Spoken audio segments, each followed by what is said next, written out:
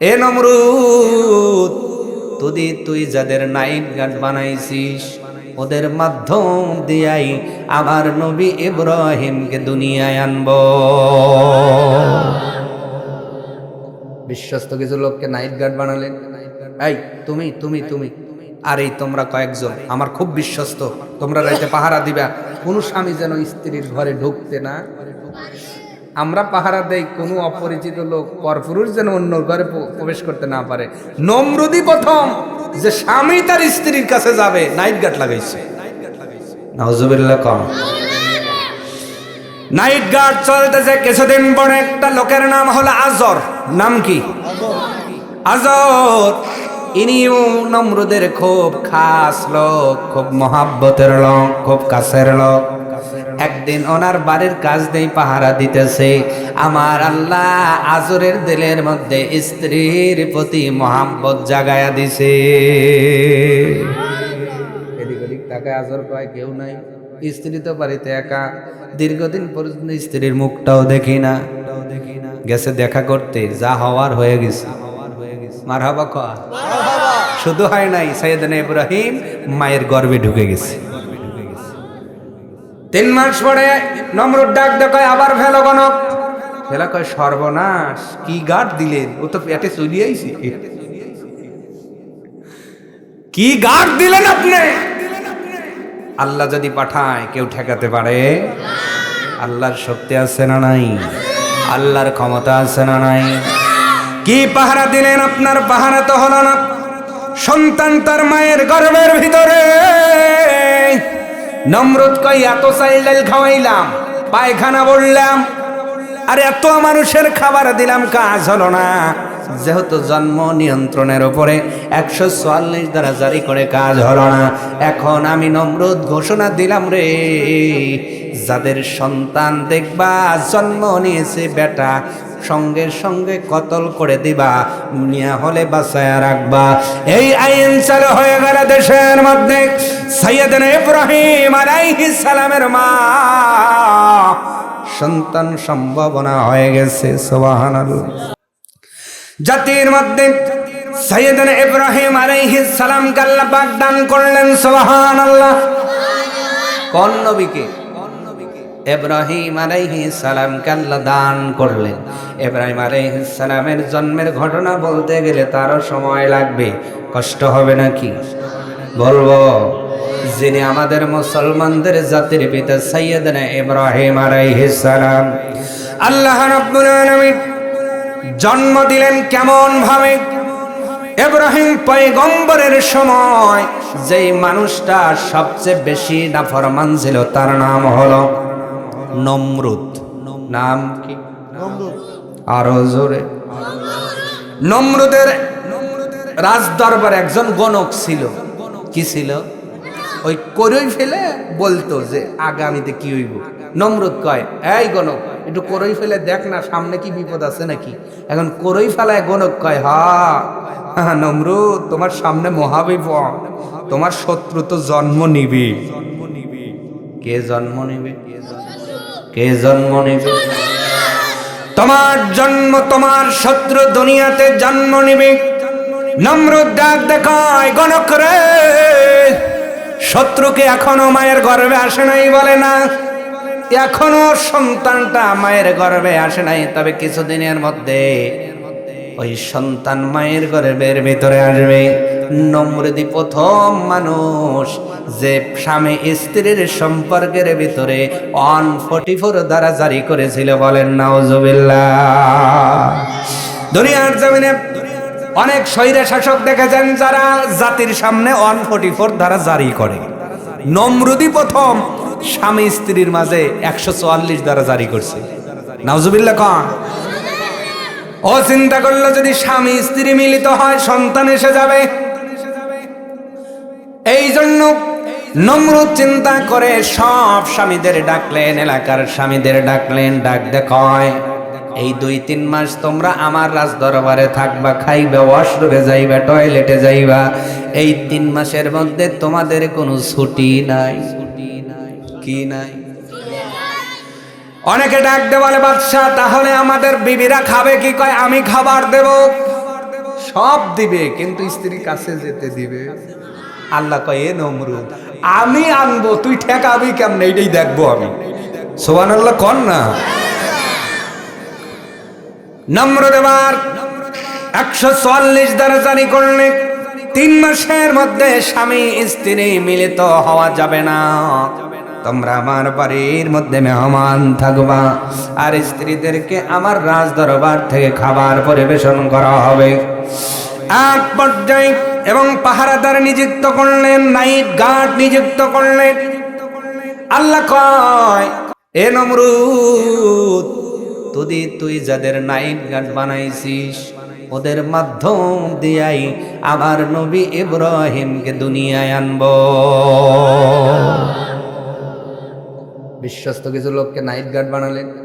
এই তুমি তুমি তুমি আর এই তোমরা কয়েকজন আমার খুব বিশ্বস্ত, তোমরা রাইতে পাহারা দিবা, কোন স্বামী যেন স্ত্রীর ঘরে ঢুকতে না। আমরা পাহারা দেই, কোনো অপরিচিত লোক পরপুরুষ যেন অন্য ঘরে প্রবেশ করতে না পারে। নমরুদি প্রথম যে স্বামী তার স্ত্রীর কাছে যাবে নাইট গার্ড লাগাইছে। নাউজুবিল্লাহ কম। নাইট গার্ড চলতেছে। কিছুদিন পরে একটা লোকের নাম হলো আজর। নাম কি? আজর। ইনিও নমরুদের খুব খাস লোক, খুব মহাব্বতের লোক, খুব কাছের লোক। একদিন ওনার বাড়ির কাজ নেই, পাহারা দিতেছে। আমার আল্লাহ আজরের দিলের মধ্যে স্ত্রীর প্রতি মহাব্বত জাগায়া দিছে। এদিক ওদিক তাকায় আজর কয়, কেউ নাই, স্ত্রী তো বাড়িতে একা, দীর্ঘদিন পর্যন্ত স্ত্রীর মুখটাও দেখি না। গেছে দেখা করতে, যা হওয়ার হয়ে গেছে। মারহাবা কয়। শুধু হয় নাই, সাইয়েদনা ইব্রাহিম মায়ের গর্ভে ঢুকে গেছে। 3 মাস পরে নমরুদ ডাক দেয়, আবার ফেলো গণক। ফেলা কয়, সর্বনাশ, কি গার্ড দিলেন, ও তো পেটে চলে আইছে। কি গার্ড দিলেন আপনি? আল্লাহ যদি পাঠায় কেউ ঠেকাতে পারে? আল্লাহর শক্তি আছে না নাই? আল্লাহর ক্ষমতা আছে না নাই? কি পাহারা দিলেন? আপনার পাহারা তো হলো না। সন্তান তার মায়ের গর্ভের ভিতরে। নমরুদ কই, এত চাইল ডাল খাওয়াইলাম, পায়খানা বললাম, আর এত মানুষের খাবার দিলাম, কাজ হলো না। যেহেতু জন্ম নিয়ন্ত্রণের উপরে 144 দ্বারা জারি করে কাজ হলো না, এখন আমি নমরুদ ঘোষণা দিলাম রে, যাদের সন্তান দেখবা জন্ম নিয়েছে বেটা, সঙ্গে সঙ্গে কতল করে দিবা, নিয়া হলে বাঁচায়া রাখবা। এই আইন চালু হয়ে গেল দেশের মধ্যে। সাইয়েদনা ইব্রাহিম আলাইহিস সালামের মা সন্তান সম্ভাবনা হয়ে গেছে। সুবহানাল্লাহ। কি হয়েছে? সন্তান সম্ভাবনা, কিন্তু টেনশন টেনশন টেনশন। আল্লাহ কয়, ইব্রাহিমের মা টেনশন করে লাভ নাই, আমার ইব্রাহিম তোমার পেটে থাকবে, কিন্তু পেট দেখে বোঝা যাবে না। আল্লাহর ক্ষমতা আছে না নাই? এক পর্যায়ে মায়ের গর্ভের ভিতরে বড় হলেন, পেট থেকে বোঝা যায় না। এক রাতে প্রসব বেদনা শুরু হয়ে গেল। আমাদের জাতির পিতা সাইয়েদনা ইব্রাহিম খলিলুল্লাহ দুনিয়াতে চলে আসলেন। মায়ের টেনশন আছে না নাই? আছে না নাই? কিন্তু ইব্রাহিম আলাইহিস সালামের আম্মাজান তাকা দেখে সন্তান জন্ম নিতে কোনো চাউনির দরকার হয় নাই, কোনো দাইমার দরকার হয় নাই, এমনকি এক বিন্দু রক্ত ইব্রাহিম আলাইহিস সালামের মায়ের আমার আল্লাহ বের হতে দেয় না। সন্তান প্রসব হয়ে গেল। কোথায় রাখবেন সন্তান?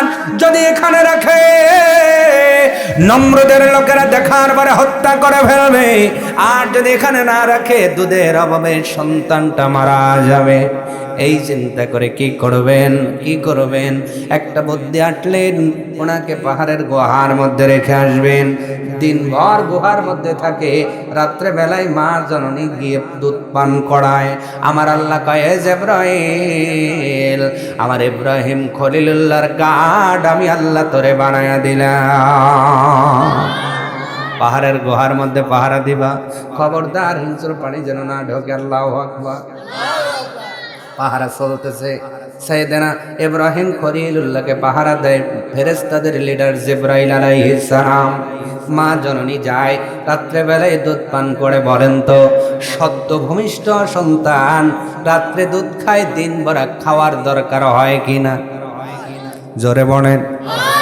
কিন্তু আমাদের মুসলমানদের জাতির পিতা দিনভর মাকে কাছে পায় না, কান্না করলে আওয়াজ তো শত্রুদের কানে চলে যেতে পারে।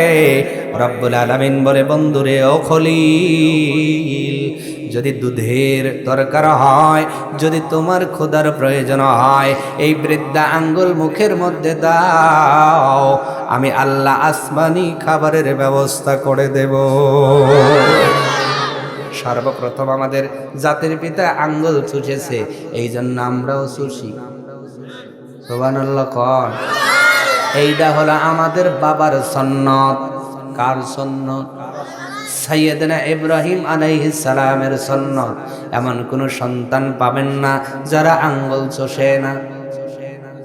কথা বলেন। আপনি চুষেছেন কিনা? আমি চুষেছি না? মা বোনরা চুষবেন, কারণ এটা আমাদের জাতির পিতা ইব্রাহিম আলাইহিস সালামের সুন্নত। উনি গুহায় চুষেছেন, এই জন্য আমরা সবাই চুষি। আল্লাহু আকবার। গুহার মধ্যে আল্লাহ আঙ্গুলের মধ্যে জান্নাতি খাবারের ব্যবস্থাপনা করলেন। গুহার মধ্যে দীর্ঘদিন পর্যন্ত বড় হলেন। 12 বছর পর্যন্ত সময় পার করার পরে যেই দিন গুহা থেকে বের হলেন সাইয়েদনা ইব্রাহিম খলিলুল্লাহ, উনি পূর্ব আকাশে সূর্য দেখলেন। উনি দেখলেন এইটা বুঝে আমার খোদা। না না, কিছু সময় পর সূর্য ডুবে গেল। ইব্রাহিম খলিলুল্লাহ ডাক, দেখো, যেই জিনিস ডুবে যায় ওই জিনিস আমার খোদা হতে পারে না। রাত্রে বেলায় চন্দ্র দেখলেন, উনি মনে করলেন এইটা আমার খোদা। কিছুক্ষণ পরে চন্দ্রটাও ডুবে গেল। না না, ডুবে যাওয়া জিনিস আমার খোদা হতে পারে না। এক পর্যায়ে শুনতে শুনতে এলাকার মানুষের কাছে যখন শোনা শুরু করলেন, নিজের বাবার কাছে যা কয়, বাবা আমার খোদাকে। আজর কয় খোদাকে মানে? এবার নতুন প্রশ্ন, তুমি জানো না আমাদের খোদা নমরুদ? নাউজুবিল্লাহ কয়। আরো জোরে কয়, তোমার খোদা আমি দেখবো। আব্বাকে ইব্রাহিম কি কয়? কারণ খোদা দেখবো আমি। মেলা খোদা দেখছে, এই খোদা দেখবো। এই খোদার দেখার কি আছে? গেলেই দেখা যাবে। নমরুদ এই পরিমাণ কালো ছিল, উনি অনেক সময় নিজের চেহারা ঢেকে রাখতেন। আল্লাহু আকবার। এই বেলে আবার খোদা। এবার খোদা দেখতে গেছে ইব্রাহিম আলাইহিস সালাম। আজরে কয়, আব্বা খোদা কই? কয় ওই যে চেয়ারে বসা। কয় ঘুমটা তুলতে কও, খোদা দেখবো আমি। এই আব্বা আস্তে কথা কও। বলে আস্তে কথা কও মানে? খোদা দেখতে রাইছি, ভালো করে দেখবো না? তোমার খোদার ঘুমটাটা তুলতে কও। ঘুমটা তুলে চেহারা দিয়ে কয়, ও তু এ বেলা খোদা, এ তো বেহুদা। নাউজুবিল্লাহ কও। আচরণ দেখে নমরুদের গাও শিহরণ হয়ে গেছে। আজরকে ডাক, দেখো এই ডাকে। কয় আমার বেটা এতদিন কোথায় ছিল? কয় খালাবাড়ি। কোন বাড়ি? খালাবাড়ি ছিল, আইছে আপনারা দেখতে চাই, দেখাইছি। যে খোদা খোদা খুঁজতেছে, খোদা খোঁজে। কিন্তু ইব্রাহিম আলাইহিস সালাম বলে, না না, আপনি খোদা হতে পারেন না, আপনি খোদা হতে পারেন না। কেন হতে পারি না? ইব্রাহিম আলাইহিস সালাম বলে, কেমনে আপনি খোদা হবেন? আপনার নিয়ন্ত্রণ তো আপনারই নাই। কেমনে নাই রে ইব্রাহিম বলো?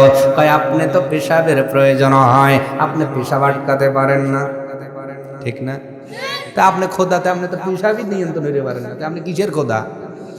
মাঝে মাঝে ওয়াশরুমে যান, নাক দেও পরে, কথা কয় না। তা আপনার তো সব জায়গা দেই পরে, আপনি কিসের খোদা? যুক্তিত না পাইরে কয় ইব্রাহিম সাবধান। কয় সাবধানী হয়েছি। কয় আমাদের খোদা আছে, দেখবা নাকি? বলে হ্যাঁ। ওই মুহূর্তে আপনার মূর্তির সামনে নিয়ে কয়, দেখো এই যে 360টি, এইটা হলো এক একজন এক এক খোদা। কয় হয় এইটা খোদা? কয় হয় এইটা খোদা। আরে খোদা নরে না সরে না, এবার কি খোদা? একদিন মেলা হইব, তো সবাই মেলায় গেছে, ভোগ টোক দিয়া খাবার টাবার দিয়া গেছে। ইব্রাহিম আলাইহিস সালাম ভিতরে ঢুকে বড়টা কইতে চাই, তুই খাস না কেন? এত আদর করে দামি খাবার দিস, তুই খা। কথা কয় না। আবার কইছে ভালো হইরে কইতেছি ভাই তুই খা।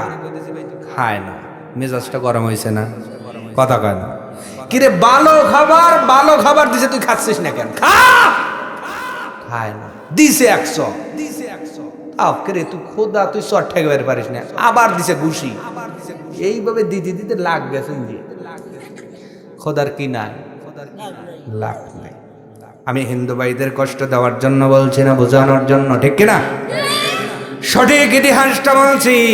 নাক যখন ভেঙে গেছে, লাগাই আবার পড়ে যায়, লাগাই আবার পড়ে যায়। কে রে খোদা, তোর লাখ পড়ে যায়, তুই লাখও ধরে পারিস না। সামনে তাকায় দিয়ে একটা কুড়াল রয়েছে, গার যাইতে দিছে, একটা গার গেছে ভেঙে। রাগের চোটে মুখ পানিয়ে শুরু, যেটার যেখানে পায় দেখে একটার হাত নাই, একটা নাক নাই, একটা দেড়ারি। কথা বুঝছে?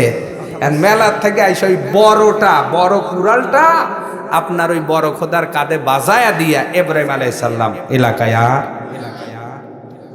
পূজার থেকে আইসা সবাই তো এখন নম করবো। ঘরে দুইটা খোদা আছে, এখন তো খোদার সাইজ নাই, সব বেসাইজে, হাত নাই, পা নাই, কান নাই, মাথা নাই, নাক নাই, দেড়বেডারি। এখন কয় এটা করলো কে? এই সব বনাস কে করলো? একজন কয় এই আশেপাশে ইব্রাহিমকে গোড়া দেখছি, ইব্রাহিমকে ডাক দাও। ইব্রাহিমকে ডাক দেওয়া হয়েছে, কি বলেন? ইব্রাহিম তুমি এই ঘরে ঢুকছিলে? বলে হ্যাঁ ঢুকছি। এটা করছো? আমি করতে যাবো কেন? ওই দেখেন ওই যে কুরুল্লে বসে দিচ্ছি বড়টা। হ্যাঁ আমি কি অগারে মারামারি ঠেকাবার পারি? বুঝেন, আমি ছোট মানুষ, ও কয় আমি বড়, ও কয় আমি বড়। এই যে বড় বড় মিষ্টি দিয়ে গেছেন, এই খাবার নিয়ে কি মারামারি? আমি ঠেকাইতে পারি নাই ভাই, 2-4টা আমু খাইছি, আমার কোনো দোষ নাই। সব মানুষগুলো কয় ও ইব্রাহিম, মাটির জিনিস কি কাউকে মারতে পারে? ইব্রাহিম সুযোগ পায়, কয় যে মারতে পারে না, যে ঠেকাতে পারে না, যার মাথা উড়াইয়া দিলে সে বোঝেও না, এ আবার খোদা কেমনে হয়? কথা কয় না, আরো জোরে। অকাঠ্য যুক্তি দেওয়ার পরে এলাকার মানুষ যখন তার দিকে ডাইভার্ট হয়ে যাওয়ার শুরু করলো, এক পর্যায়ে নমরুদ ডাক দেয়, কয় ধর ইব্রাহিম রে ধর। কারে ধর? কারে ধর? ইব্রাহিম রে ধর, ইব্রাহিম রে ধর। আমাদের সমাজেও এমন লোক আছে, যুক্তি না পারলে ক্ষমতা দেখা। যুক্তি যখন এড়ে যায় তখন বলে কোন বংশের পোলা জানিস আমি? কথা কয় না, কয় কোন বংশের পোলা? আগুনের গোলা। আল্লাহ কয় আগুন আমি ঠান্ডা করবো, কবরে এসে দেখ। ইব্রাহিম আলাইহিস সালামকে ধরা হলো, অগ্নিকুণ্ড বানানো হলো, এত বড় আগুন, আগুন উপর দিয়ে পাখি যেতে পারে না, ঝলসে নিচে পড়ে যায়। বিশাল বড় আগুনের কুণ্ড জ্বালানো হলো। আগুন জ্বালিয়ে দেওয়ার পরে ইব্রাহিমকে সড়কের মধ্যে লাগিয়ে দেওয়া হলো, কিন্তু সড়ক ঘুরাবে, সড়ক ঘুরতে চায় না। ইবলিস জুব্বা পরে, পাগড়ি পরে, হুজুর সাইজে আইসা কয়, নমরুদ এই জরক তুমি কে? তোমার বাপও যদি উঠি আসে আর এলাকার সব মানুষ ধরো 1 ইঞ্চি নড়বে না। কেন নড়বে না? কয় সব ফেরেশতা নাজিল হইছে রহমতে। আরো জোরে। নমরুদ কয় বাবাজি দেখলে তো ব্যবস্থা নেব, দেখা তো যায় না, ব্যবস্থাটা কি নেব? ফেরেশতাদের তো দেখা যায় না। শয়তান ডাক দেখায়, নমরুদ রে, রহমতের ফেরেশতার সামনে যদি জিনা করানো যায়, এই রহমতের ফেরেশতার থাকবে না। তুমি জিনা করাও, কি করাও? 40 জন যুবক, 40 জন যুবতীদের আনা হলো। কি করা হলো?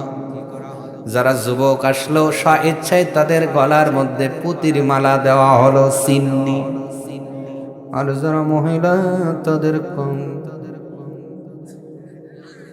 কথা কয় না, বুঝছেন? এটা সিন্নি হিসাবে যে এই মহিলাগুলো এই কাম করছে, চিনে রাখা তো দরকার, ঠিক কিনা? তারা উভয় পক্ষ জেনা করল, রহমতের ফেরেশতা চলে গেল, চরক ধরা হলো ইব্রাহিম আলাইহিস সালামের সামনে। জিবরাইল এসে ডাক দেয়, কয় ইব্রাহিম তুমি বলো, যদি বলো সবগুলোকে উল্টায় দেব। ইব্রাহিম পয়গম্বর ডাক দেখো, এ জিবরাইল, আমি যে বিপদে, তুমি জিবরাইল দেখো আমার আল্লাহকে দেখে না, তুমি কেন আসছো ভাই? আমি তোমার কাছে সাহায্য চাই না, আমি সাহায্য চাই আমার মালিকের কাছে। আল্লাহর বড় পছন্দ হয়ে গেল। আল্লাহ রাব্বুল আলামিন বললেন, ইয়া নারু কুনি বারদাও ওয়া সালামান আলা ইব্রাহিম। আগুন রে, তুমি এসির মতো হয়ে যাও, নাতিশীতোষ্ণ হয়ে যাও। শুধু নাতিশীতোষ্ণ হবে না, সালাম, নিরাপদ হয়ে যাও। আমার ইব্রাহিমের যেন একটা পশম না পড়ে। 40 দিন পর্যন্ত অগ্নিকুণ্ডের মধ্যে থাকলেন। থাকার পরে অগ্নিকুণ্ডের থেকে জামাই বেশি বের হইছে।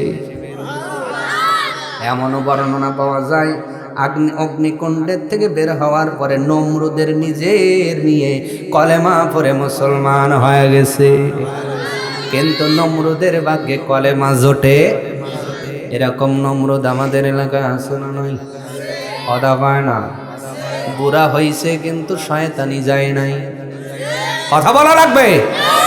এক পা কবরে কিন্তু খারাপ বুদ্ধি দেওয়ার অভ্যাস যায় নাই।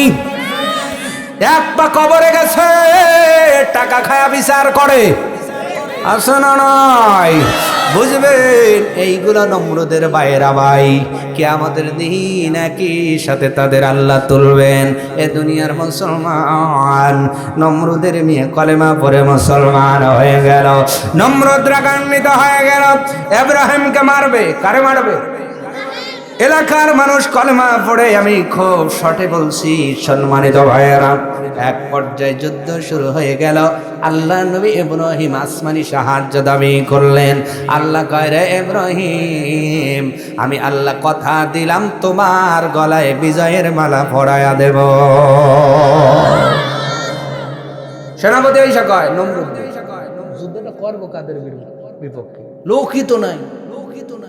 আল্লাহ কয়, লোক নাই, টাকা পশ্চিম আকাশ তাকায় দেখে কালো। কি হয়েছে? কি হয়েছে? কালো। সৈন্য কয় যে কিরে, ইব্রাহিমের সৈন্য কি আকাশ দিতেছে? কিছুক্ষণ পরে দে আওয়াজ। কিরে, কি সৈন্য? আওয়াজ। কিছুক্ষণ পরে দেখে বাবা এই সৈন্য আছে, নাম মশা। সুবহানাল্লাহ কর। এর ভিতরে একটা মশা আছে ন্যাংরা। কি? ওইটা আল্লাহরে কয়েছে, আল্লাহ তোমার কাছে একটা দাবি, তুমি আমাকে পা দাও নাই, হাত দাও নাই, আমি ন্যাংরা, আমি লড়বার তো পারি না, তোমার কাছে একটা আবদার, এই নমরুদকে আমি সাইজ করব। আল্লাহ কয়, যা, তোকে আজকে সেনাপতির দায়িত্ব দিলাম। মারহাবা কোন? আবার কোন? আরো জোরে কোন মারহাবা? নমরুদকে ন্যাংরা মশা দিয়ে সাইজ করছে।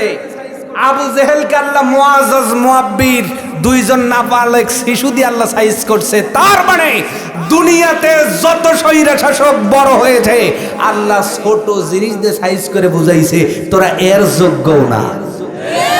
কথা কন না কা? আল্লাহ ন্যাংরা মশারে কয়, তোকে আমি সেনাপতির দায়িত্ব দিলাম। কয় আল্লাহ তাই? কইল হ্যাঁ। তুই আগে যাবি। এইটা ঈশা কয়, তাহলে আমি যেহেতু সেনাপতির লিডারকে একটু ধরা লাগলি। কয় বাহিনী অ্যাটাক। ওরা তো বন্দুক ধরেন, তীর তাক করে আছে, তীর দিয়ে কি মশা শিকার করা যায়?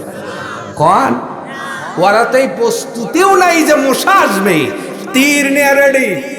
কয় তীর মারতে থাক আর নাক মুখ দিয়ে জাতি থাকিস। যেটা যে জায়গায় আছে ওই জায়গায় খালি ঘোরে। ঘুরিস কে? কথা ক না, নাক দিয়ে মশা গেলে কি আর কথা আছে? কথা ক। এই অবস্থা দিয়ে নমরুদ কয়, ঘর কোনে ঘ ইম্পর্টেন্ট রুমে নিয়ে গেছে। ন্যাংরা মশা কয়, ইম্পর্টেন্ট রুম মানে একবারে ওর কাঁধে যায় বইছে। কয় তুই যে মুখ যাবো, আমিও মুখ যাবো। মশাকে কি দেখা যায়? ভালো করে বোঝা যায়। বোঝা যায় তখন কানের করে কয় যখন, ঠিক না? কি মশার সাহস! প্রধানমন্ত্রী তাও কানের কাছে যা কবি, এমপি সাহেব তাও কানের কাছে কি বলেন, ওসি সাহেব তাও কি, টিওনো সাহেব তাও কি, যদি সেনাবাহিনীর কমান্ডার, যার আদেশে হাজার হাজার সেনাবাহিনী ওঠে আর বসে, এই ইনিও ঘুমাইছে, মশা কানের কাছে যায়, কি ব্যাপার? ওই বড় জ্বর কি মশা কয়, তোরে দিয়ে তোরেই চাপড় খাওয়াবো, তুই চাপড়াইতে থাক আর আমি উঠতে থাকি। ঠিক কিনা কর? যেই অফিসারের গালে কেউ কোনোদিন চর দিতে পারে না, মশা কিন্তু ঠিকই চর খাওয়ায়, ঠিক না? তাহলে মশা যদিও ছোট হয়, আর ক্ষমতা কি ছোট না বড়? ন্যাংরাটা পাঁচ ধরছে, কি ধরছে? আর সেনাবাহিনীর কয় যে লিডার আসবো নাকি? কয় না, এর লেগে আমি একাই যথেষ্ট, তোমরা ওইদিকে চালাও, আমি যাচ্ছি। ঘরে ঢুকে গেছে, ঘরটার বন্ধ, ও মনে করছে নিরাপদ। কিছুক্ষণ পরে আল্লাহ কয়, ন্যাংরা এখনো দাঁড়াই আছিস, নাক দিয়ে ঢোক। কেবলই নমরুদ এইভাবে মানে একটা আরামের নিঃশ্বাস নিচ্ছে, মনে করছে বাইসিয়া গেছে। যেই নিঃশ্বাস টান দিছে, বাতাসের সাথে একবারে বেরেনে গেছে। কোনে গেছে? আল্লাহ কয় যাবি যাবি, কম যাবি না, একবারে মোকামে যাবি। এখন মুসা কয়, আল্লাহ এমন জায়গায় তুমি পাঠাইলে, তো জানালা দরজা কিছু নাই, মরে সারছি। আল্লাহ কয় কিছুক্ষণ পরে আপনা আপনি দরজা খুলে যাবে, তোর চিন্তা নাই। সুবহানাল্লাহ কোন? মুসা চলে গেছে। আল্লাহ কয় খালি যাই লইব। ওই যে নমরুদের দামি বেরেন, যেই বেরেন্দে আমার বন্ধুর বিরুদ্ধে ষড়যন্ত্র করছে, যেই বেরেন্দে আমার দিনের বিপক্ষে ষড়যন্ত্র করছে, যেই বেরেন্দিয়া 144 দ্বারা জারি করছে, এ ন্যাংরা মশা খালি গেলি কেন? পাইপ দাবা। কি দাবা? কি দাবা? আর মশা যদি একবার পাইপ দাগবায়, হ্যাঁ টাটাই না ভাই। ইস, মশা মরিয়া গেছে কিন্তু টাটাই না বাদ যায় না, ঠিক না ভাই? মশার তো ইচ্ছা, ও পাইপ আর ফুল একবারে আংশিক দাবাই নাই, ফুল দাবাইছে। দাবা আল্লাহ কেন টান দে, যেই টান দিছে ভুরুত করে উঠছে। মানে খাটে শুয়ে থেকে নমরুদ যে ভুরুত কয়, সামনেই তো সেনাপতি দাঁড়ায়, কয় কি ব্যাপার ভুরুত কন কে? কয় কে রে, বাহিনী ঢুকলো কোন দিয়ে রে? এ তো কয়া কয় এখন মাথা টিপে দে, মাথা টিপে দে, মাথায় ভাল লাগে না, মাথা টিপে দে। মাথা বলে কথা কথা কন, নেতা যতই কই, এখন একটা আদব নিয়ে টিপা লাগে, বেদবি যেন না হয়। আস্তে আস্তে টিপতেছে। কিছুক্ষণ পরে নমরুদ কয়, ওই তোর হাতে কি জোর নেই রে? কি কয়? সেনাপতি মনে মনে কয় হাতে বেলে জোর নাই, কিন্তু কবের ফিরতেছে না, মনে মনে তো সাইজ করতেছে। তারপরে কথা সহ্য করে টিপতেছে। এরপরে কয়, কি করে? ওই আমার খরম, তো কাঠের খরম। কিসের খরম? কাঠের খরম তুইলা আল্লাহ যদি খাওয়ায়, নিজের খরমের বাড়িও খাওয়ায়, এর নাম হলো বেজ্জতি, ঠিক কিনা? কয় খরমটা ধীরে ধীরে বাইরা, যতক্ষণ বেরে ততক্ষণ মাল থেকে, যতক্ষণ বেরে আয়। এখন ভিতর থেকে ন্যাংরা মশা আল্লাহ রে, আল্লাহ ভূমিকম্প হয় কে? কয় না, তোর কারণে না, ওই খরম দিয়া নমরুদকে সাইজ করতেছি, তুই একটু দরিয়া থাক, ও ভূমিকম্প সারিয়ে যাবি। মানে মাথায় বেরিয়েতেছে, বেরেনটা লড়তেছে না, তাই ন্যাংরা মশা কয় আল্লাহ ভূমিকম্প হয় কে? কয় তুই দরিয়া থাক, এ ভূমিকম্প সারিয়ে সারছি। কিছুক্ষণ পরে কয় পাইপ দাবায় টান দে। ন্যাংরা মশা আবার যখন টান দিছে, নমরুদ বিরক্ত হয়, কয় ও সেনাপতি, আর সে কি বড় নাই? কয় খাইটি আছে। কি আছে? তোর কি হাতে জোর নাই? কয় জোর আছে। এতক্ষণ কথা বলছে, সেনাপতির রাগ হয়েছে কি হয় নাই? কথা কেন হয়েছে কি হয় নাই?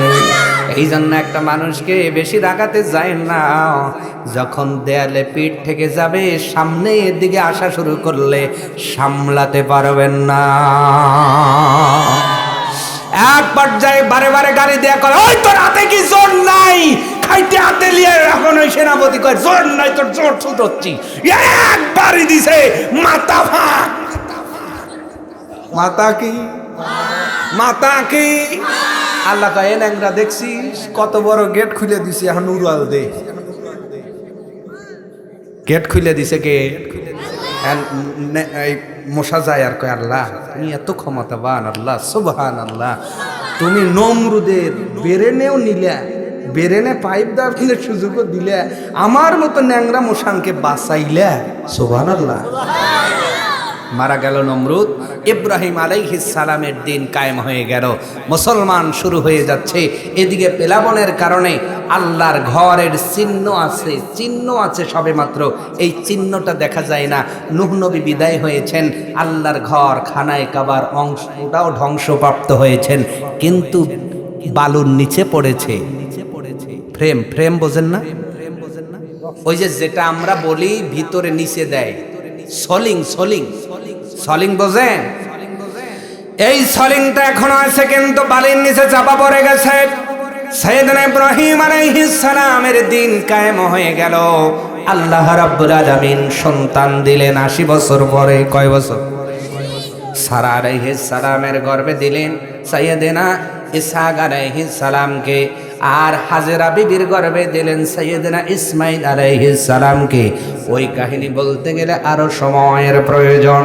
ওই দিকে নয় যে এক পর্যায়ে ইসলাম আপনার দিন যখন কায়েম হয়ে গেল, ইব্রাহিম আলাইহিস সালাম সন্তান ইসমাইলকে নিয়ে আল্লাহ তাআলার কাছে বললেন, আল্লাহ সন্তান পাইলাম, বেটা পাইলাম, দিন পাইলাম, ইবাদত করবার জন্য একটা ইবাদত খানা চাই।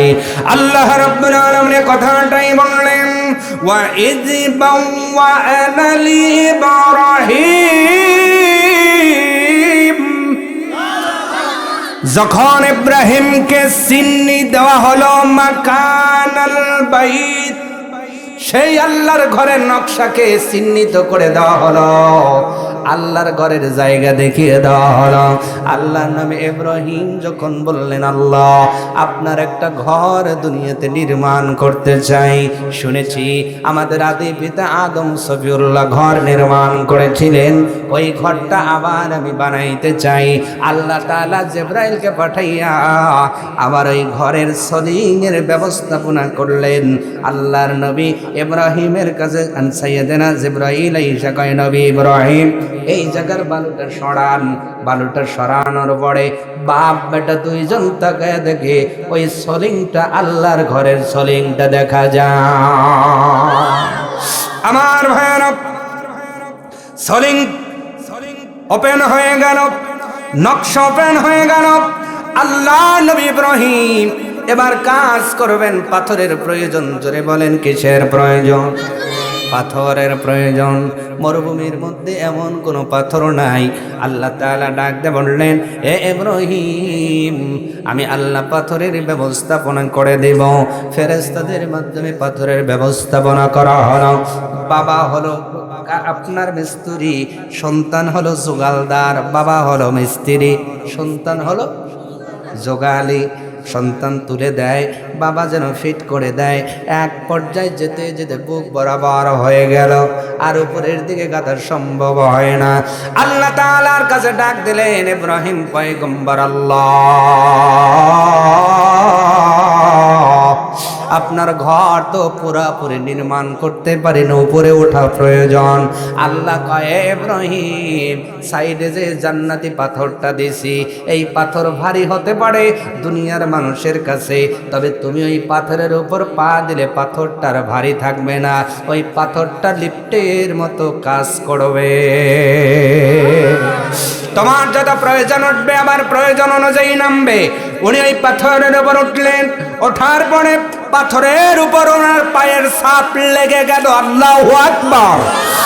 যেইটা এখন আল্লাহর ঘরখানায় কাবার মাঝে আসে তার নাম হলো মাকামে ইব্রাহিম। মাকাম কামা মানে দাঁড়ানো। ইব্রাহিম আলাইহিস সালাম যেই পাথরের উপর দাঁড়িয়ে দাঁড়িয়ে কাজ করতেন তার নাম হলো মাকামে ইব্রাহিম। যেই পাথরের উপর দাঁড়িয়ে দাঁড়িয়ে আল্লাহর ঘরখানায় কাবা পুনর্নির্মাণ করা হলো। সম্মানিত ভাইয়েরা, আল্লাহর ঘর নির্মাণ হয়ে গেল।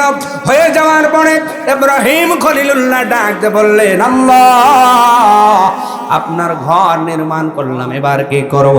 আল্লাহ তাআলা কোরআনের ভাষায় ডাকতে বললেন, আজ্জিন ফিন্নাসি ফিল হাজ, এ দুনিয়া আমার ইব্রাহিম, আজ্জিন ফিন্নাসি বিল হাজ, মানুষের মাঝে হজের ব্যাপারে এলান দিয়ে দাও। ও দোস্ত, ভুলিয়ে যান কে? আমি না কথা দিছেন, গম ধরছে, ক্ষুধা লাগছে, টাকা দেবো, তাহলে কথা কইবেন কি? আরো কথা কইবেন নি? আমি ওয়াজ করে নামার পরে আধা ঘন্টা আপনার সাথে গল্প করব, সমস্যা আছে? আর কথা বলবে না সোনারা, ঠিক আছে ইনশাআল্লাহ। কি যেন বলতেছিলাম? মাকাম ইব্রাহিম না, হজ। কি ইব্রাহিম আলাইহিস সালামকে বললেন আজ্জিল ফিন নাস বিল হজ, মানুষের ভিতরে হজের ব্যাপারে এলান করে দাও। ইব্রাহিম খলিলুল্লাহ ডাক দিয়ে বললেন, আল্লাহ মরুভূমির জায়গা, আশেপাশে কোনো গ্রাম নাই, আশেপাশে কোনো মানুষ নাই, আশেপাশে কোনো বসতি নাই, এই জায়গায় আমার মতো ইব্রাহিম গলা ফাটায়াও যদি ডাক দেই, একটা মানুষ হয়তো আমার আহ্বান শুনবে না। আল্লাহ বললেন, ইব্রাহিম তোমার দায়িত্ব হলো আজান দেওয়া, আহ্বান করা, আর আমি আল্লাহ আমার দায়িত্ব পৌঁছে দেওয়া। মুফাসসির কেরামগণ ডাক দিয়ে বলেন, ওই দিন ইব্রাহিম আলাইহিস সালাম আল্লাহর ওই খানার কাবার কাছে দাঁড়ায়া দাঁড়ায়া হজের জন্য আহ্বান করেছিলেন। মুফাসসির কেরামগণ ডাক দিয়ে বলেন, ওই দিন ইব্রাহিম আলাইহিস সালামের কণ্ঠের আওয়াজ পৃথিবীর জমিনে যার কানে ঢুকেছে তারা একবার হলেও হজ করেছে। আল্লাহ তার কণ্ঠের আওয়াজ আলমে আর রুহের জগৎ পর্যন্ত পৌঁছায় দিয়েছেন। যেই রুহগুলো আপনার সাইয়েদনা ইব্রাহিম খলিলুল্লাহর কণ্ঠের আওয়াজ হজের আহ্বান শুনেছে, কিয়ামত পর্যন্ত ওই রুহগুলো দুনিয়াতে আসবে। যত গরিব হোক, কোনো না কোনো ভাবে ওই মানুষগুলো আল্লাহর ঘরের জিয়ারতে হাজির হয়ে যাবে। সেই বাইতুল্লাহ, কোন বাইতুল্লাহ? সেই বাইতুল্লাহ, আল্লাহর ঘর, খানায় কাবা। আল্লাহ রাব্বুল আলামিন ইব্রাহিমকে দেখায় দিলেন, এইটা হলো খানায় কাবার জায়গা, এইটাকে খানে বাপ বেটা মিলে একটা ঘর নির্মাণ করো। আল্লাহ তুশরিক বিশাইয়্যাও ওয়া তাহহির বাইতি। তবে ইব্রাহিম, ইতিপূর্বে আমার ঘরের মধ্যে যেমন শিরক চলেছে, এই ঘর নির্মাণ করে এই ঘরের মধ্যে তোমরা কখনোই শিরক করবা না। আল্লাহ শিরকের কথা বারণ করে বলেন, তাহহির বাইতি, আমার এই ঘরটাকে পবিত্র রাখবা। কি রাখবা? পবিত্র রাখবা, পবিত্র রাখবা, ঘরটাকে পবিত্র রাখবা। কাদের জন্য?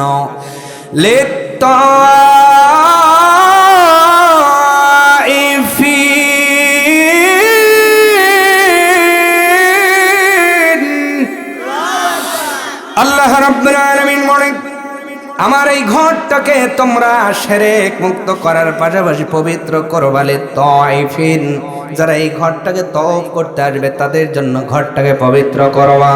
ওয়াল কাইমিনা ওয়ার রুকআইস সুজুদ, যারা দাঁড়িয়ে নামাজ পড়ে রুকু করবে আর সিজদা করবে, এক কথায় যারা নামাজের জন্য এই ঘরে আসবে তাদের জন্য, তওয়াফকারীদের জন্য এই ঘরটাকে পবিত্র রাখো। তাহলে আল্লাহর ঘর খানায় কাবা যদি পবিত্র হয়, খানায় কাবার অংশ যেইটা পুঠিয়া মণ্ডল পাড়া জামে মসজিদ, এই ঘরটাকে পবিত্র রাখার দরকার আছে না নাই? জোরে বলেন, আছে না নাই? এই ঘরটাকে সিজদার জন্য উপযুক্ত করার দরকার আছে না নাই? এই ঘরটাকে রুকুর জন্য উপযুক্ত করার দরকার আছে না নাই? ওই ঘরটাকে সাইয়েদনা ইব্রাহিম আলাইহিস সালাম সংস্কার করলেন। আল্লাহ রাব্বুল আলামিন খুশি হয়ে গেলেন। দুনিয়ার জমিনে ওই খানায় কাবার অংশ যারা নির্মাণ করবে, আমার আল্লাহ তাদের উপরেও খুশি হয়ে যাবেন। আরো জোরে, আরো জোরে। তাহলে আমরা আল্লাহর ঘর খানায় কাবা নির্মাণ করতে পারি নাই, কিন্তু আমরা যদি পুঠিয়া মণ্ডল পাড়া জামে মসজিদ নির্মাণ করে দেই, নবীজি ডাকতে কয়, এ দুনিয়ার উম্মত, মান বানা লিল্লাহি মসজিদান বানাল্লাহু লাহু বাইতান ফিল জান্নাহ। একটা ঘর যদি নির্মাণ করো, একটা মসজিদ যদি নির্মাণ কাজে সহযোগিতা করো, তোমার সাধ্য অনুযায়ী টাকা যদি দাও, যদি ধান দাও, যদি সরিষা দাও, যদি অর্থ দাও, যদি শ্রম দাও, একটা ঘর যদি নির্মাণ করো কিংবা যদি সহযোগিতা করো, আমার আল্লাহর নবী ডাক দে কয়, রে দুনিয়ার উম্মত, আমার আল্লাহ জান্নাতের মধ্যে একটা বালাখানা নির্মাণ করে দেবে। আরো জোরে। জান্নাতের বালাখানা কি আপনার ঘরের সে খারাপ হইব? তো সুবহানাল্লাহর সাইজ এরকম কেন? একটু জোরে বলেন সুবহানাল্লাহ। কত ভালো, কত ভালো জানো? ওই বালাখানা আল্লাহ বানাইবেন, ইট হবে সোনার আর রূপার। কিসে? একটা ইট যদি এখন আপনার সোনার ইট থাকে, আপনার বাপ এলাকায় কিরম পারবে? যে সোনার দাম টিয়ার এক পাবো উঠল পারা, জানিস আমার কাছে সোনার ইট আছে। আর আল্লাহর নবী কয় তোমার জন্য আল্লাহ যে বালাখানা বানাবে, একটা ইট সোনার আর একটা ইট রূপার, কিন্তু ওই সোনার মধ্যে খাইত থাকবে না, নির্ভেজাল সোনা দিয়ে আল্লাহ বানাবে। আরো জোরে কর। গাথুনিটা হবে মেশক আম্বরের। ওই রুমের জান্নাতে বালাখানার মধ্যে সেন্ট দেওয়ার প্রয়োজন হবে না। আল্লাহু আকবার। এবার দান করলে বালাখানা পাওয়া যায়, এটা বুঝে আমি ওই দিকে যাব। আপনাদের কি কষ্ট হবে নাকি? আল্লাহর একজন বান্দা নাম হলো বাদশাহ হারুন আর রশিদ, যার কথাটা আমাদের আব্দুল মতিন সিদ্দিকী মাওলানা বলে গেলেন। এই বাদশাহ আল্লাহর নবীর এই হাদিস শুনলেন, মান বানা লিল্লাহি মসজিদান বানাল্লাহু লাহু বাইতান ফিল জান্নাহ। দুনিয়াতে যে আল্লাহর ঘর মসজিদ বানাবে, আল্লাহ তার জন্য জান্নাতে বালাখানা বানাবে। বাদশাহ হারুন আর রশিদের সম্পদের অভাব নাই, ক্ষমতারও আল্লাহ অভাব দেন নাই। উনি চিন্তা করলেন দুনিয়ার জমিনে কত কিছু করলাম, তাহলে মৃত্যুর আগে একটা সুন্দর মসজিদ নির্মাণ করে যাব। এলাকার সব মানুষদের ডাক দেওয়া, আমার ভাইয়েরা শোনো, তোমাদের মধ্যে যারা রাজমিস্ত্রির কাজ করো সবাই আমার কাছে সহযোগিতা করবে। আমি কারো কাছ থেকে টাকা চাই না, তোমরা শ্রম দিবা, শ্রমের বিনিময়ে টাকা নিবা। আমি নিজের অর্থের আয়নে একটা মসজিদ নির্মাণ করতে চাই। বাদশাহ হারুন আর রশিদ বাদশাহী রাজকীয় মসজিদ শুরু করলেন, আল্লাহর ঘর বানানো শুরু করলেন। দীর্ঘদিনের প্রচেষ্টার কারণে সুন্দর একটা মসজিদ নির্মাণ হয়ে গেল। উনি চিন্তা করলেন আগামী শুক্রবার উনি মসজিদ উদ্বোধন করবেন। এই শুক্রবার পাওয়ার, আপনার শুক্রবার হওয়ার রাতটা তো বৃহস্পতিবারের রাত, ঠিক কিনা? যেটা জুমার রাত। জুমার রাত্রের মধ্যে ঘুমিয়ে আছেন, সকালবেলা মসজিদ উদ্বোধন করা হবে। ঘুমের মধ্যে বাদশাহ হারুন আর রশিদ স্বপ্নে যোগে দেখতেছেন আল্লাহ রাব্বুল আলামিনের জান্নাতের মধ্যে উনি চলে গেছেন। আল্লাহ যেন ডাক দেয়, এ আমার ফেরেশতারা, আমার হারুন আর রশিদকে তারা বালাখানায় নিয়ে যাও, সে একটা মসজিদ বানাইছে, আমি আল্লাহ তার জন্য বালাখানা বানাইছি। ফেরেশতা নিয়ে চলে গেলেন সুন্দর বালাখানা। বাদশা ডাক দেন, স্বপ্নের ভিতরে দেখি আল্লাহর নবী যে হাদিসের মধ্যে বলেছেন, এমন জান্নাত যার বর্ণনা কোনো কান শুনে নাই, চক্ষু দেখে নাই, অন্তর কল্পনাও করে নাই। কোরআনও ডাক দে বলছে এমন কথা, যেই কথা শোনার পরে বোঝা যায় এমন সুন্দর জান্নাত আল্লাহ বানাইছেন। বাদশাহ হারুন আর রশিদ ডাক দে বলছে, দুনিয়ার মানুষ, আমি ঘুমের মধ্যে এত সুন্দর বালাখানা দেখলাম, আমি বাদশাহ হারুন আর রশিদের জীবনে এত সুন্দর বিল্ডিং কোনোদিন দেখি না। আমি ঢুকে যাব, বালাখানায় ঢুকবো, সাইডে তাকায় দেখি অপর সাইডে ঠিক একই রকম বালাখানা। সুবহানাল্লাহ। একই রকম, একই গেট, একই জানালা, মডেল হুবহু একরকম। আমি হারুন আর রশিদ ওই বালাখানায় ঢুকতে চাইলাম, ফেরেশতাগুলো বাধা দিয়ে বলতেছে, হারুন আর রশিদ এই বালাখানা আপনার নয়, আপনার বালাখানা এইটা। হারুন আর রশিদ ডাক দে কয়, ও আল্লাহর ফেরেশতা, এই বালাখানা কার? ফেরেশতা ডাক দে কয়, বাদশাহ নামদার, এই বালাখানার মালিক আপনার রাজমিস্ত্রির জোগালদার, নাম হলো তার আহমদ। নাম কি? বলাও শেষ, ঘুম ভাঙাও শেষ, বলাও শেষ, ঘুম ভাঙাও শেষ। উনি ঘুমটা ভেঙে দেখে ফজরের আজান হইতেছে, আল্লাহু আকবার। উনি স্বপ্নের ভিতরে স্বপ্নের মেসেজ পাইয়া ফজরের নামাজ আদায় করে মসজিদ উদ্বোধন করবেন 12টায়, কিন্তু সকালবেলা ফজরের নামাজ পড়ে সব রাজমিস্ত্রি জোগালদারদের দাওয়াত দিলেন, তোমরা কাজ করেছো, তোমাদের স্পেশালি দাওয়াত খাওয়াবো। সুবহানাল্লাহ। সবাই চলে আসলেন, রাজকীয় খাবার পরিবেশন করা হলো। খাবার শেষ হয়ে গেল, এইবার বাদশাহ নামদার ডাক দেখায়, ও মিস্ত্রি জোগালদারেরা, তোমাদের মধ্যে আহমদকে জানতে চাই। আহমদ দাঁড়ায় গেছে, আওয়াজ তুলে জোরে বলা যাবে কি মারহাবা? উনি রাজমিস্ত্রি নয়, উনি জোগালদার। আহমদ দাঁড়া গেছে, ভয়ে শুধু কাঁপতেছে রাজা সাপ। বাদশাহ নামদার কেন দাঁড়াতে বললেন? কোনো অন্যায় হলো কিনা, কোনো ভুল হলো কিনা? উনি কাঁপতেছেন। বাদশাহ কয়, তুমি কাঁপো কেন? আহমদ ডাক দে কয়, ভয় কাঁপি। হারুন আর রশিদ দুইটা হাত বাড়ায় দিয়ে কয়, আহমদ রে, কাঁপিও না, কাঁপিও না, আয় আয় বুকে আয়, আমরা হয়তো আল্লাহর জান্নাতের প্রতিবেশী হয়ে যাব। জোগালদার আহমদরে বুকের মধ্যে লাগাইয়া মুখটা কানের কাছে নিয়ে ডাক দে বলে, ও আহমদ, এইবার বলো তো তুমি কি করেছো? আমার মসজিদে কিছু দিয়েছো নাকি? এবার আহমদ ডাক দে কয়, বাদশাহ নামদার, যদি অভয় দেন বলবো, বলে হ্যাঁ অভয় দিলাম। বাদশাহ নামদার, আপনি তো কারো দান নেবেন না, কারো দান নেবেন না। আপনি যেই হাদিস শুনেছেন, আমি আহমদও সেই হাদিস শুনেছি। আল্লাহর ঘর বানাইলে জান্নাতে বালাখানা পাওয়া যায়। আল্লাহর নবীর হাদিস শোনার পরে আমার কলিজার মধ্যে মসজিদ বানানোর আকাঙ্ক্ষা জেগে গেল। কিন্তু আপনি তো টাকা নেবেন না, অর্থ নেবেন না, কোনো সাহায্য সহযোগিতা নেবেন না। কি করব? টেনশনের মধ্যে পড়ে গেলাম। কিন্তু একদিন আপনি যেই দামি পাথর দিয়ে মসজিদ বানাইতেছেন, এই একটা পাথরের নমুনা আমি আমার গাটি করে বাড়িতে নিয়ে গেলাম।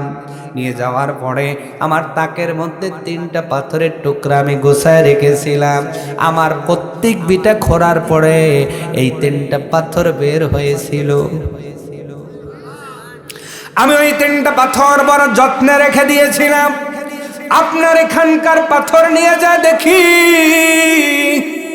আপনার দামি পাথরের চেহারা আর আমার বাবার ভিটার থেকে 3 টুকরা পাথর পেয়েছেন, চেহারা হোবা হবে, চেহারা মিলে গেল। 3টা পাথর আর আপনার নমুনা পাথর 4টে রেটের মধ্যে পরের দিন নিলাম। আপনি প্রকাশ্যে নেবেন না, এই জন্য ওই পাথরের জায়গায় যাইয়া হাতের মধ্যে 4 টুকরা পাথর দিয়া মালিকের কাছে দাবি করে বলেছিলাম, আল্লাহ, তোমার তো সম্পদের অভাব নাই, তবে আমাকে তুমি সম্পদশালী করো নাই, আমাকে বড় অভাবী বানাইছো, এই জন্য আমি কোনো অবজেকশন দেই না। আল্লাহ, হারুন আর রশিদকে বড় সম্পদশালী বানাইছো, বাদশা বানাইছো, দামি দামি পাথর দেয়া বড় মসজিদ বানাইয়া তোমার জান্নাতের মধ্যে বালাখানা পাবে। আল্লাহ, আমার কাছে তো অত টাকা নাই, তবে শুধু 3টা পাথর, 3 টুকরা পাথর আছে, তোমার খুশির জন্য পাথরের সাথে মিশায়া দিলাম। বাদশা নামদার, আমি শুধু এই কাজটা করেছি, আমার কি ভুল হয়েছে? হারুন আর রশিদ ডাক দেখো, ও আহমদ, আমি দামি পাথর দেয়া বড় মসজিদ বানাইয়া যেমন বালাখানা পাইছি, তুমি 3 টুকরা পাথর দিয়া তেমন বালাখানার মালিক হয়ে গেছ। আমার আল্লাহ বকিল নয়, আমার আল্লাহ কোরআনুল কারীমের মধ্যে বলেন, আনা গানিউন ওয়া আনতুমুল ফুকারা, আমি ধনী, তোমরা সবাই ফকির। আমার আল্লাহ কোনো কিছুর অভাব নাই। আমার আল্লাহ জানে যে আপনি কোটিপতি, জানে না? আমার আল্লাহ জানে আপনি লাখপতি, আপনি হাজারপতি, আল্লাহ তাও জানে, আপনি নিঃস্ব, আল্লাহ তাও জানে, ঠিক না? এই জন্য একজন 1 লাখ টাকা দান করছে, যে সওয়াব, আপনার দিন চলে না, আপনি আছে 100 টাকা দিবেন, সেই সওয়াব। কারণ আমার আল্লাহ জানে, ওয়াহুম লা ইউজলামুন, আল্লাহ কোনো জুলুম করবেন না। আপনার পরিবারের অবস্থা কি এটা আমার আল্লাহ জানে কিনা? জোরে বলেন, জানে কিনা? তবে আল্লাহ বলে তুমি মাহরুম হয় না, তোমার সাধ্যের মধ্যে যতটুকু হয়। হ্যাঁ বান্দা, একটা মাসে বেশি ইনকাম করেছো, ওই মাসে 2000 5000 দিলা। একটা মাসে ইনকাম কমে গেছে, একবারেই মাহরুম হয় না। 100 টাকা 200 টাকা হলেও আমার রাস্তায় খরচ করো, আমি আল্লাহ আশরু আমসালিহা 10